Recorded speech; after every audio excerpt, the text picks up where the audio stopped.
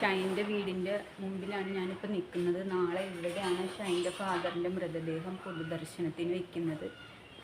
വല്ലാത്തൊരു സങ്കടകരമായ അവസ്ഥയാണ്. അവിടുന്ന ചില ബന്ധുക്കൾ മാത്രമാണ് ഇപ്പം വീട്ടിലുള്ളത്. ബാക്കി എല്ലാവരും ഹോസ്പിറ്റലിലാണ്.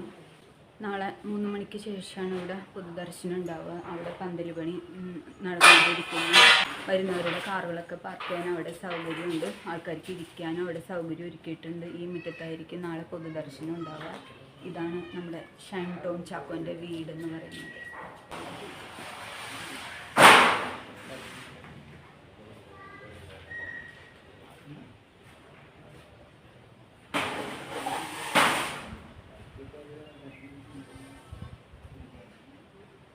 വളരെ ദുഃഖകരമായ ഒരവസ്ഥയിലൂടെയാണ് ഇപ്പം ഈ കുടുംബം കടന്നുപോയിക്കൊണ്ടിരിക്കുന്നത്.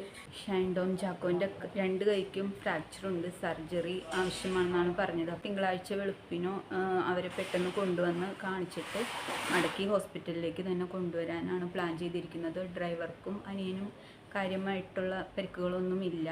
ഷൈൻ ടോം ചാക്കോയുടെ അമ്മയുടെ നട്ടിലിന് സാരമായ പരിക്കുകളുണ്ട്. അപ്പോൾ 2 പേരുടെ അവസ്ഥ കുറച്ച് പരിതാപകരമായിട്ടുള്ള അവസ്ഥയാണ്. അപ്പം നാളെ അവരെ പെട്ടെന്ന് കൊണ്ടുവന്ന് കാണിച്ചിട്ട് മടക്കി കൊണ്ടുപോകാനാണ് വീട്ടുകാർ പ്ലാൻ ചെയ്യുന്നത്.